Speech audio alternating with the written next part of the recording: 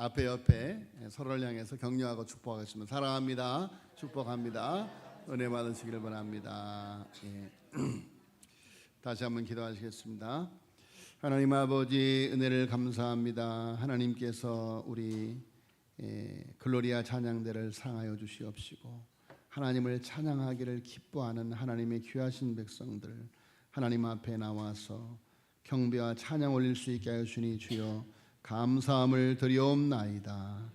하나님 아버지, 우리 시영이 이렇게 찬양을 통하여 하나님께서 자기에게 허락하여 주신 아버지의 달란트를 찾아갈 수 있게 하여 주시옵시고 하나님이 기뻐하는 귀한 하나님을 찬양하는 그의 삶의 위대한 고지를 점령하여 하나님께 영광 돌릴 수 있는 그의 삶으로 찬양 드릴 수 있는 시영이 되줄 수 있도록 축복하여 주시옵소서.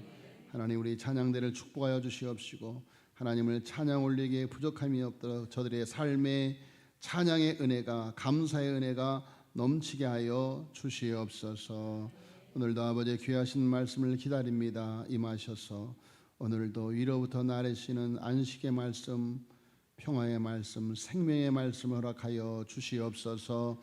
예수님의 이름으로 기도하였사옵나이다. 아멘. 어떤 소년이 서울에서 공부하다가 방학이 되어서 아버지가 계시는 농촌에 돌아왔습니다. 그런데 아버지가 땀을 흘리면서 이렇게 밭을 가는 것을 보시고 아버지를 도와드려야 되겠다 생각을 하고 소를 몰고 밭을 갈기를 시작합니다. 자, 서투른 쟁기질을 한참 하다 보니까 아버지가 간 밭의 고랑은 똑바로 잘 갈려져 있는데 자기가 간 고랑은 구부러져 있습니다. 아버지가 이것을 보고 처음 보습질을 할 때는 앞에 목표를 세우고 나아가야 똑바로 갈 수가 있다라고 가르쳐 주었습니다. 소년은 아버지의 말씀이 지당하다고 생각을 하고 어떤 목표를 정할까 보니까 황소가 풀을 뜯고 있습니다. 그래, 나는 저 황소를 보고 가야 되겠다 하고 밭을 갑니다. 그런데 밭을 다 갈고 나는데 또 마찬가지로 고랑이, 자기가 간 고랑이 꼬불꼬불한 거예요. 그것을 쳐다본 아버지가 하는 말이 소가 움직이니까 네 고랑이 구불구불하지 않니?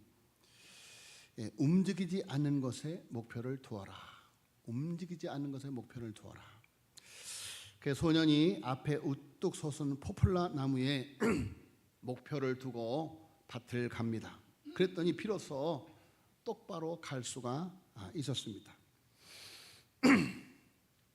자, 여러분, 인간은 무엇인가를 위해서 살고 무엇인가를 위해서 죽는 존재입니다. 인간이 충성하고 헌신할 수 있는 대상이나 목표를 갖지 못하면 허무주의자가 되고 생의 행복감을 느낄 수가 없습니다.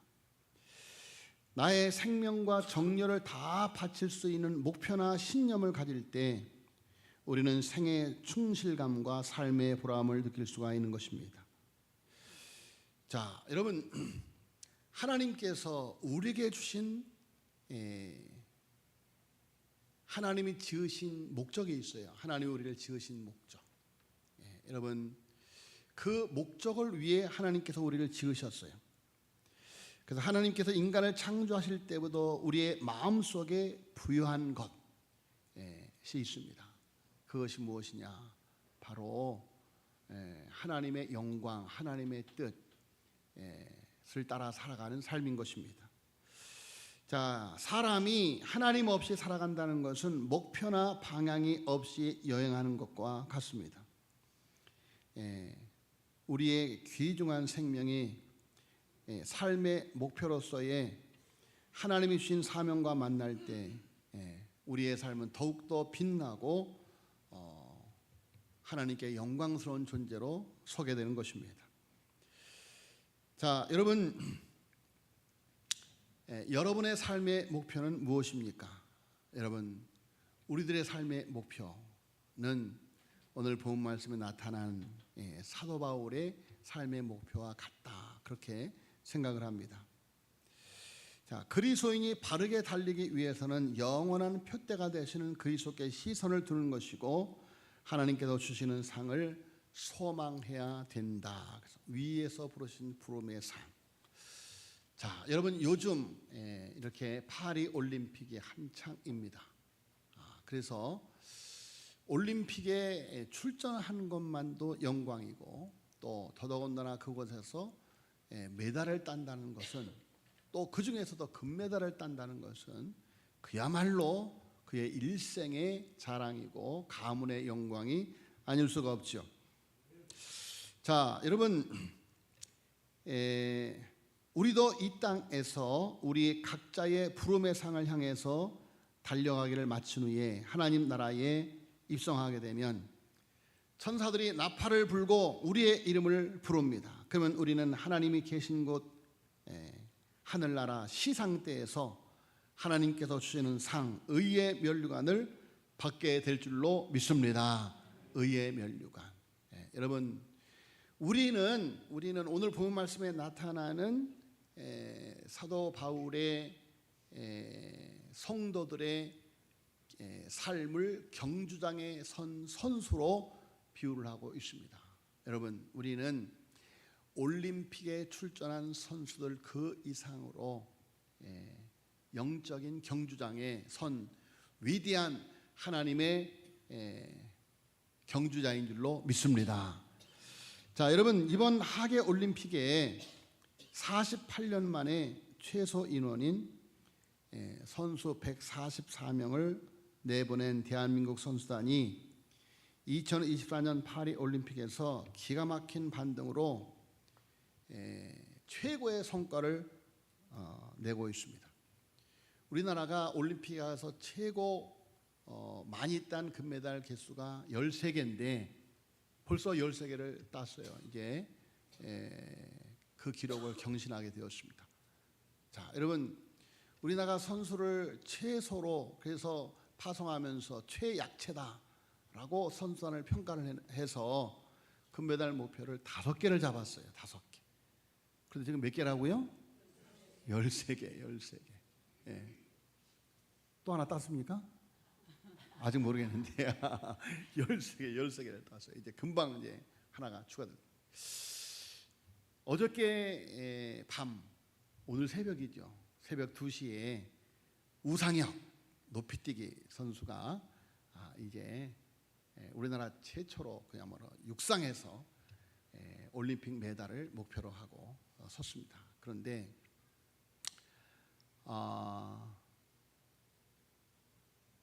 안타깝게도 2m 71은 넘었지만 2m 31에서 3차 시기까지 갔지만 그만 실패하고 말았어요. 그래서 전체 순위 7위에 올라왔습니다. 7위. 자, 그런데 그 누구도 우상혁을 이렇게 지탄하지 않습니다. 왜냐하면 그는 최선을 다했기 때문입니다. 여러분, 우상혁 선수가 이 올림픽을 위해서 몸무게를 가능한 한 가볍게 하기 위해서 하루에 한 끼를 먹었대요. 하루에 한 끼. 여러분, 그 엄청난 무서운 운동을 하면서도 하루에 한 끼를 먹고 머리를 빡빡 밀었어요. 빡빡 밀었어요. 군인이었을 때보다 더 짧게 머리를 빡빡 밀었어요. 왜냐하면 1cm라도 더 높이 뛰기 위해서 그런 바람으로 머리를 팍팍 깎았어요. 그의 몸을 보니까 정말 바싹 말랐어요. 그런데 온 몸이 근육이에요. 근육. 필요 없는 군살이 아무것도 없어요. 정말 최선을 다하는 것이죠. 최선을 다하는 것이죠.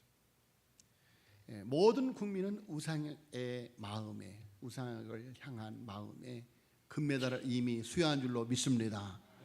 자, 여러분, 그야말로 10년, 20년 연습하고 노력해서 얻은 결과, 그야말로 고생의 메달, 영광의 메달.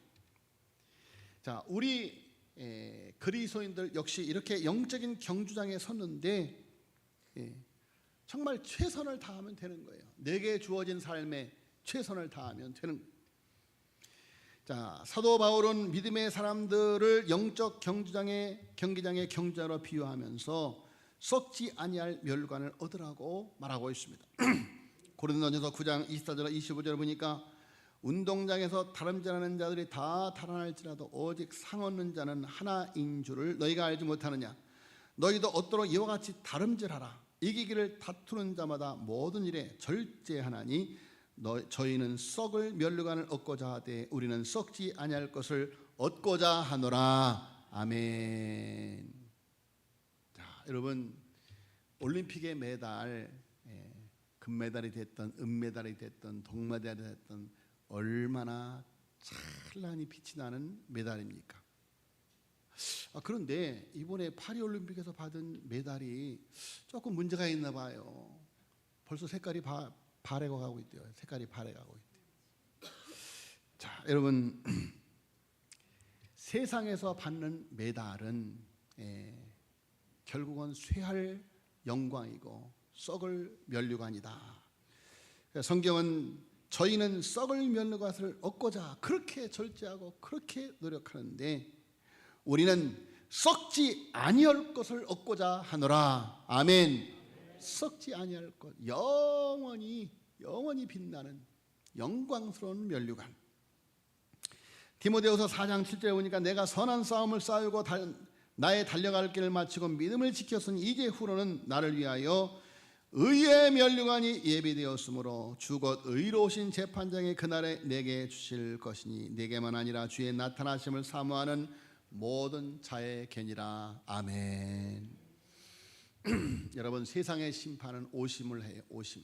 그러나 여러분, 하나님은 불꽃 같은 눈으로 공평과 정의로 우리가 살아가는 삶을 분명하게 그러면서 하나님은 사랑과 인자의 심판이신지라 우리의 연약함을 도우시며 우리로 하여금 영광스러운 썩지 아니하는 의의 멸류관을 따도록 우리 곁에서 보혜사 성령으로 도와주시는 줄로 믿습니다.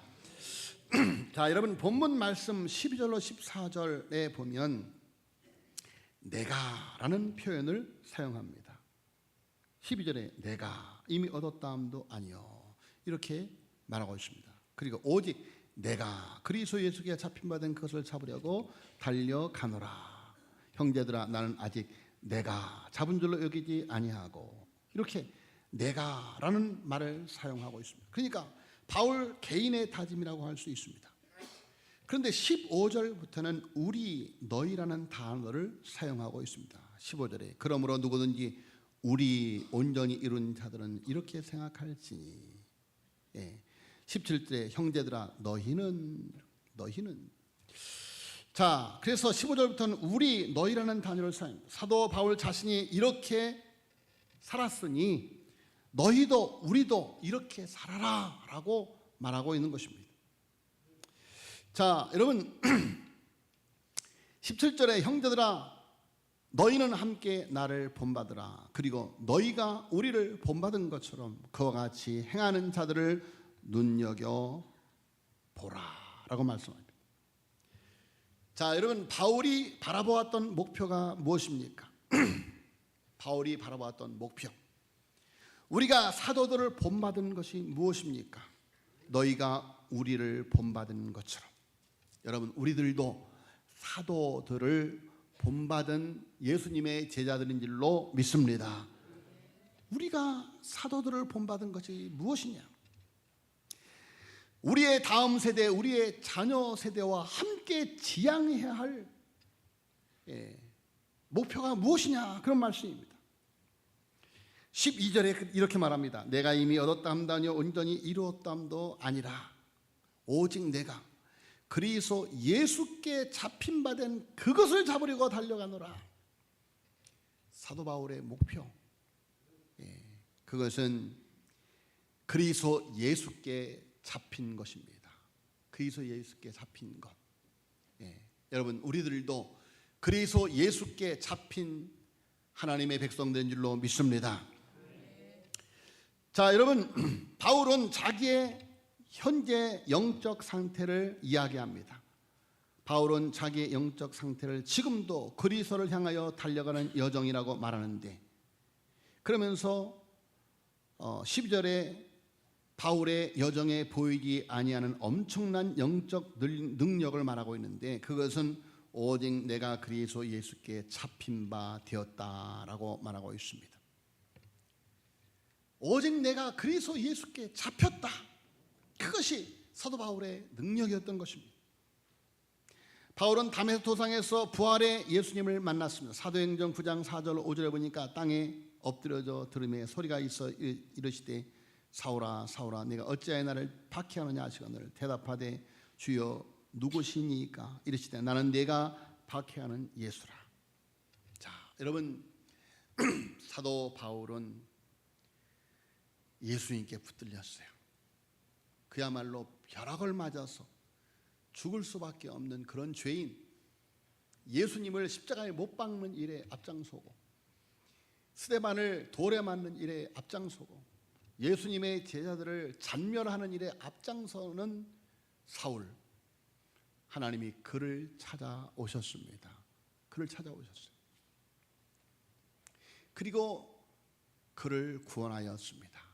그리고 그를 하나님의 일꾼으로 삼아 주셨습니다. 여러분,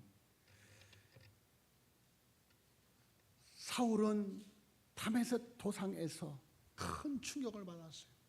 큰 충격을 받았어요.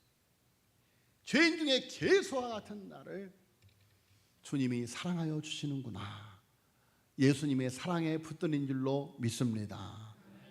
예수님의 십자가는 죄인 중에 괴수와 같은 나를 죄 없다 인쳐주시기 위한 대속의 십자가구나 라는 것을 깨달았어요.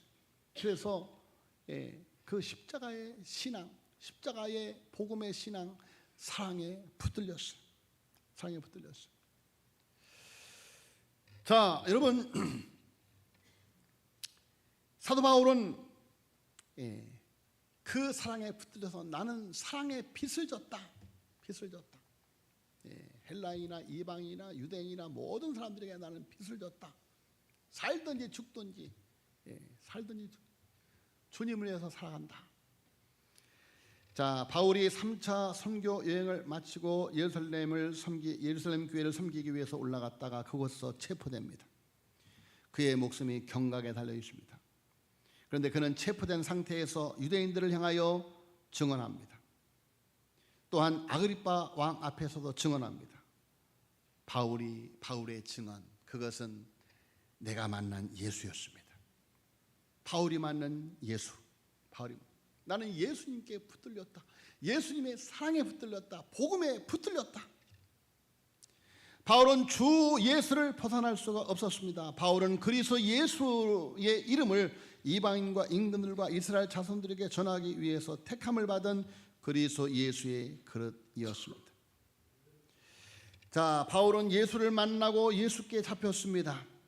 사도행전 9장 19절로 20절에 보니까 사울이 다메섹에 있는 제자들과 함께 며칠 있을 새 즉시로 각 회당에서 예수가 하나님의 아들이심을 전파하니라고 하였습니다. 바울은 예수께서 하나님의 아들 그리스도심을 전파하는 예수님의 증인이었습니다. 이것은 그리스도 예수께 붙잡히지 않고는 결코 할 수 없는 일. 자, 여러분, 바울은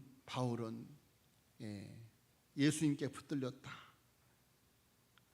하나님 예수님께서 바울을 사로잡으신 것입니다. 그래서 바울의 삶 속에서는 오직 그리스도만이 존재합니다. 내가 주 안에 주가 내 안에, 내가 그리스도와 함께 십자가에 못 박혀 죽었나니 그런 적 이전에 내가 사는 것이 오직 내 안에 그리스도께서 사신 것이다. 이제 내가 육체 가운데 사는 것은 나를 사랑하사 나를 위하여 자기의 목숨을 버리신 하나님의 아들을 믿는 믿음 안에 사는 것이라. 여러분, 사도 바울에게 예수 외에는 없었습니다. 이전에 줬던 것을 배설물처럼 여기고 위에서 부르신 부름의 상을 위하여 달려가는 삶을 살았던 것입니다. 자, 여러분, 오늘 본 말씀이 있는 것처럼 여러분, 우리들도 예수 그리스도께 붙잡힌 하나님의 백성들인 줄로 믿습니다. 자, 여러분, 허물과 죄로 죽었던 우리의 본성은 본질적으로 하나님의 아들 그리스도 예수를 거절할 수밖에 없는 존재들입니다. 여러분, 예수를 믿는다라고 하는 것은 기적이에요. 우리의 본성이 예수를 거부하기 때문이에요. 그런데 성령께서 어느 순간 우리에게 그리스도 예수를 믿는 믿음을 주셨습니다. 그때부터 우리는 그리스도 예수께 붙잡혔습니다. 주 예수를 알지 못하는 우리를 주 예수께서 그의 영으로 붙잡으시니까 우리에게서 주 예수를 믿는 신앙의 고백이 나온 것입니다. 성령이 아니고서는 예수를 주라 시인할 수 없다. 여러분, 예수 그리스도를 나의 주님이라고 고백하는 그 놀라운 믿음을 성령께서 우리에게 주신 줄로 믿습니다. 예수를 믿는 그 순간 주 예수께서 우리를 붙드셨습니다. 그때부터 우리의 삶은 주 예수께 붙들린 삶이 되었습니다. 주 예수께 붙들린 삶은 주 예수께서 붙들고 이끌어 가시는 삶입니다. 주 예수께 붙들린 삶은 그리스도 예수께서 우리 안에 사시는 삶입니다. 주 예수께 붙들린 삶은 하나님의 아들이 붙들고 가시는 능력의 삶입니다. 여러분, 우리는 예수님께 붙들린 하나님의 백성들인 줄로 믿습니다. 저는 요즘 이렇게 새로운 찬양으로 참 은혜를 받는데, 그 중에서 오직 주의 사랑에 매여, 오직 주의 사랑에 매여 내 영 기뻐 노래합니다.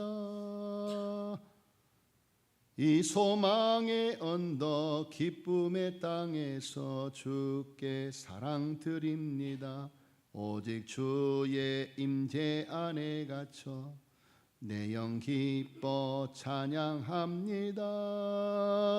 이 소명의 언덕 거룩한 땅에서 주께 경배드립니다. 주께서 주신 모든 은혜 같이 보겠습니다. 주께서 주신 모든 은혜 나는 말할 수 없네. 나는 말할 수 없네. 내 영혼 즐거이 주 따르렵니다. 내 영혼 즐거이 주 따르렵니다. 주께 내 삶 드립니다. 오직 예수뿐이네. 오직 예수뿐이네. 크신 계획 다 볼 수 없고 작은 고난에 지쳐도 주께 묶인 나의 삶 버티고 견디게 하시네. 은혜 아니면 살아갈 수 없네. 할렐루야. 여러분, 우리는 주님께 묶인 줄로 믿습니다. 주님께 잡힌 사람들이에요. 여러분, 이 무더운 여름에 원근각처에서 이렇게 나와서 하나님을 찬양하고 땀 흘리면서 식당에서 봉사하고 교회 구석구석을 닦고 쓸고 이렇게 귀한 꽃꽂이로 봉사하고, 여러분, 정말로 주님의 사랑에 묶이지 않으면 할 수 없는 일 아닙니까? 자, 여러분, 그런데 우리의 인생 가운데 아직도 우리의 인생을 우리가 잡고 가는 불쌍한 사람들이 얼마나 많은지 알 수가 없습니다. 여러분, 우리의 본질을 기억해야만 됩니다. 우리의 타락한 본성은 죽은 본성입니다. 범죄로 이끄는 본성, 하나님을 기억하지 않는 본성. 여러분, 사탄은 지금도 세상의 모든 것으로 우리를 붙들고 있습니다. 우리는 영적으로 밀어내서 사탄이 우리를 붙들어 사망의 음침한 골짜기로 끌고 가는 것을 보지 못하고 육신의 정욕, 안목의 정욕, 이생의 자랑에 집착하고 살아가고 있습니다. 여러분, 사탄은 먹음직도 하고 보암직도 하고 지혜롭게 할 만큼 탐스러운 것으로 우리를 유혹하고 있습니다. 우리가 만일 우리의 타락한 본성에 이끌려 간다면 우리의 마지막은 영원한 멸망일 뿐인 것입니다. 자, 우리의 마지막에 영원한 형벌임을 아직도 알지 못하고 여러분, 영원히 멸망받을 그 길로 끌려가는 우리를 예수님께서 붙드신 줄로 믿습니다. 더 이상 멸망의 길로 가지 못하도록 예수님의 손이 우리를 붙든 것입니다. 시편 23편 4절에 내가 사망의 은처한 골짜기에 다닐지도 해를 두려워하지 않을 것은 주께서 나와 함께 하심이라. 주의 지팡이와 막대기가 나를 안위하시나이다. 그리스도의 지팡이, 그리스도의 막대기가 그리스도의 손이 우리를 붙들어 주신 것입니다. 예수님의 제자들이 베세다 광야에서 오병이어의 큰 은혜를 체험하고 예수님께서 기도하러 산으로 올라간 사이에 예수님께서 예수님의 제자들을 배에 태워서 보내므로 예수님의 제자들이 예수님 없이 갈릴리 바다를 건너갑니다. 한참을 건너가는데 이제까지와 비교할 수 없는 뱃사람인 그들로서도 감당할 수 없는 엄청난 풍랑이 몰아닥칩니다.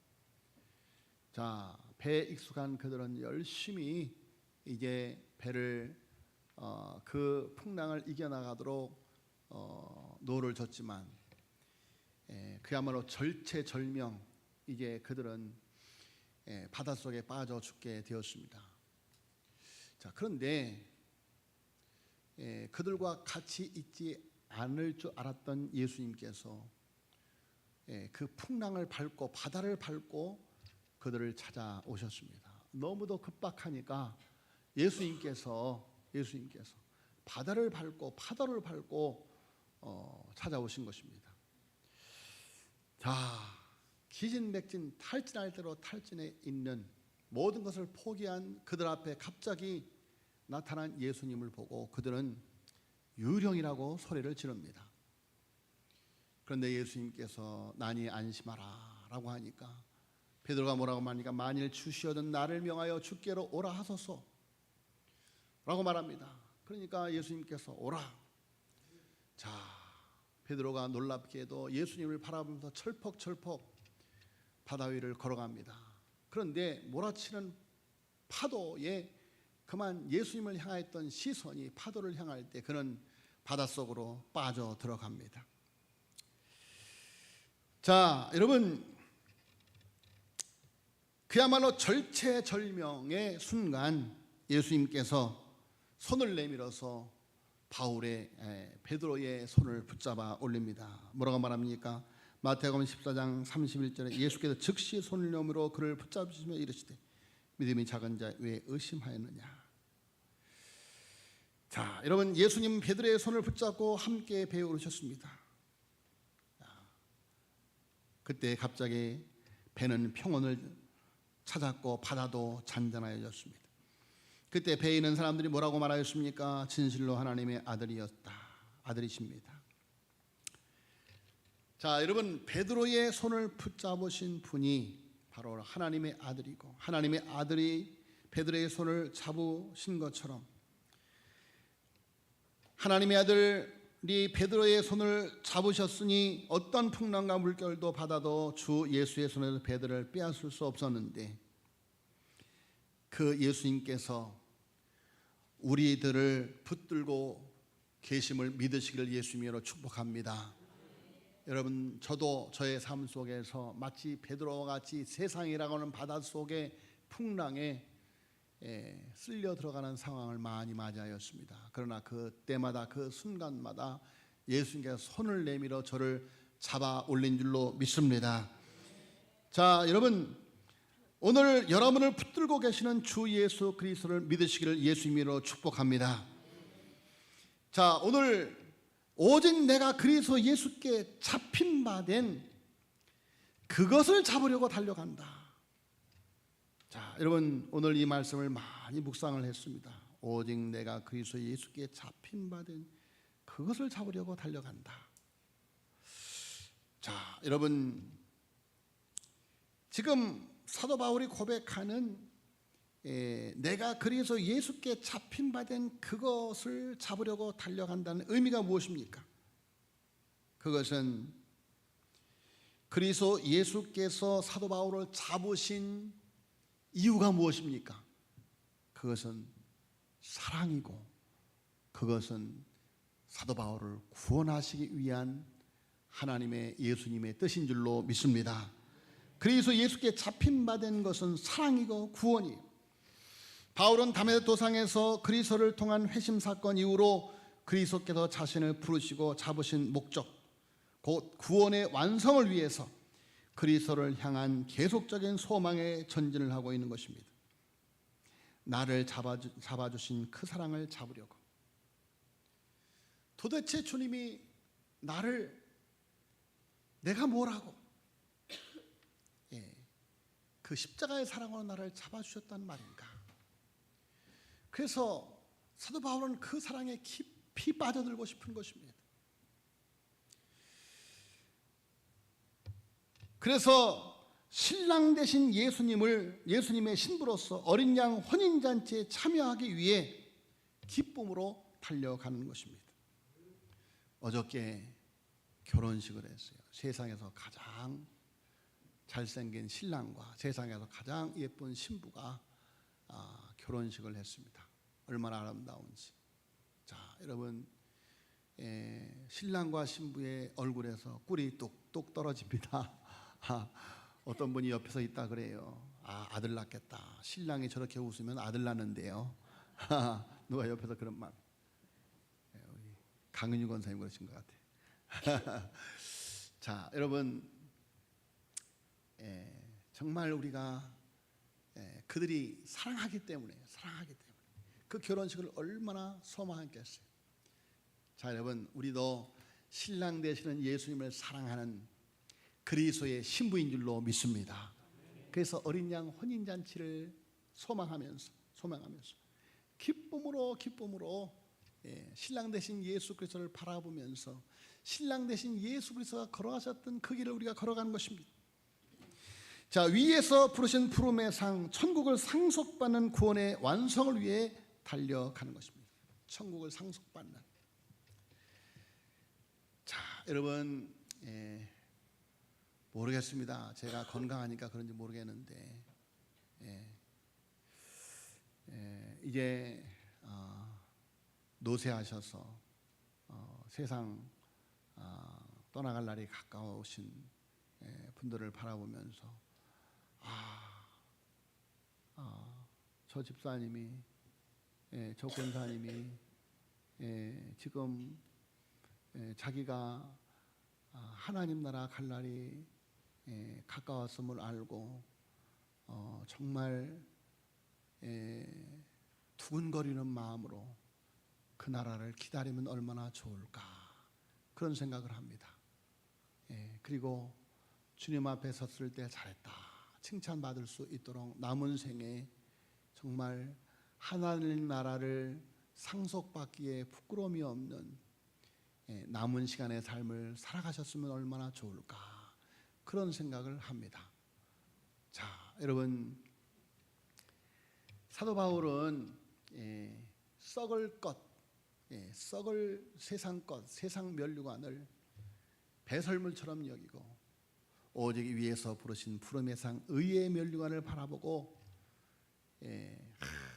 하나님 앞에, 지금 사도 바울이 디모데 후서를 쓸 때는요, 로마 감옥에서 지금 2차로 감옥에 갇혀서, 가택연금이 아니에요. 2차로 갇혔을 때는 이제 깊은 감옥에 갇혀서 죽을 날을 기다리는 거예요. 순교의 시간을 기다리는 거예요. 자, 여러분, 그런데 그가 뭐라고 고백합니까? 내가 선한 싸움을 싸우고 나의 달려갈 길을 마치고 믿음을 지켰으니 이제후로는 나를 위하여 의의 면류관이 예비된 모습으로 주 곧 의로우신 재판장이 그날에 내게 주실 것이니 내게만 아니라 주의 나타나는 사모는 모든 자에게니라. 여러분, 얼마나 벅찬 고백입니까? 벅찬 고백입니까? 그냥 세상 살 거 다 살다가 가는 것이 아니고 주님을 위해서 세상의 모든 즐거움, 쾌락 다 등지고 주님을 위해서 고난받다가 그것도 순교를 앞두고 이렇게 벅찬 감동으로 하나님 앞에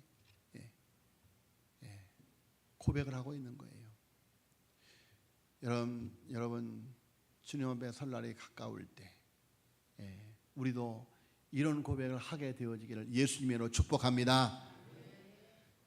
자, 여러분, 사도 바울은 영적 부모된 마음으로 영적 자녀인 빌립보 성도들에게 너희는 함께 나를 본받으라 라고 말합니다.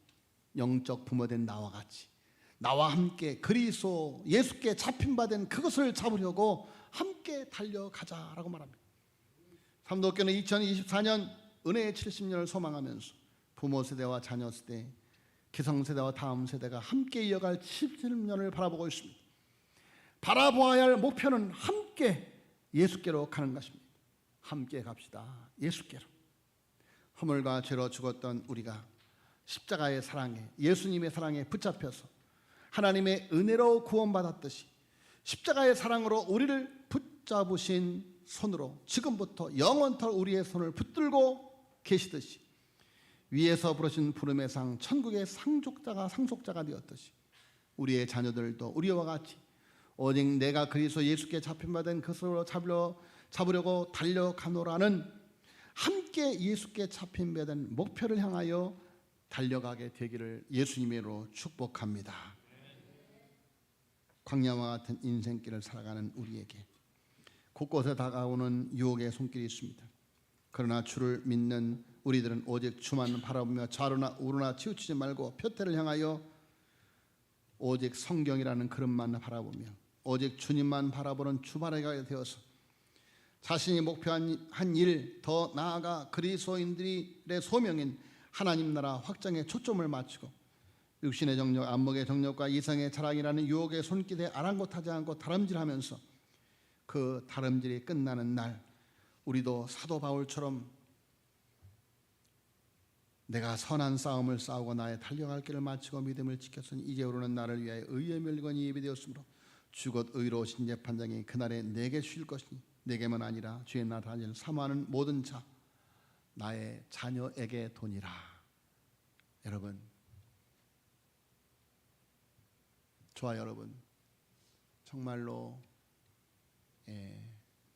요즘 열왕기서를 보고 있는데 히스기야가 정말 하나님 앞에 정직하게 살았어요. 그런데 마지막 그의 말년에 그가 교만해질 때 그의 아들 므낫세가 그만 타락의 길로 걸어서 북이스라엘의 아합 왕과 같은 남유다를 망하게 하는 왕이 되고 말았습니다. 여러분, 히스기야라고 하는 아버지가 므낫세라고 하는 자녀에게 바른 삶을 넘겨주지 못함으로 히스기야라고 하는 이름에 먹칠이 되고 말았습니다. 그 아들이 정말로 무서운 하나님의 심판을 받고 말았다라는 것이죠. 여러분, 우리 모두는 아브라함과 이삭과 야곱처럼 여러분 대대손손 위에서 부르신 부름의 상을 향하여 오직 그리스도 예수께 잡힌 바 된 그것을 잡으려고 달려가는 함께 가십시다. 예수께로 자녀들과 함께 이 믿음의 길을 걸어가시기를 예수님의 이름으로 축복합니다. 하나님 아버지, 은혜를 감사합니다. 주의 백성들을 상하여 주시옵시고 오늘도 그리스도 예수께 붙잡혀서 거룩한 주님의 날 하나님 앞에 나와 예배드리게 하여 주옵시고 하나님을 찬양하게 하여 주옵시고 함께 교제하며 성찬의 떡을 먹게 하여 주시니 주여 감사함을 드리옵나이다. 아버지여, 간구하옵고 기도하오니 오직 그리스도께 잡힌 바 된 그것을 잡으려고 달려가는 우리의 믿음, 우리의 자녀들, 우리의 가정들이 되게 하여 주시옵소서. 믿사옵고 이 모든 말씀을 우리 구주 예수 그리스도의 이름으로 간절히 기도하여 싸움나이다. 아멘.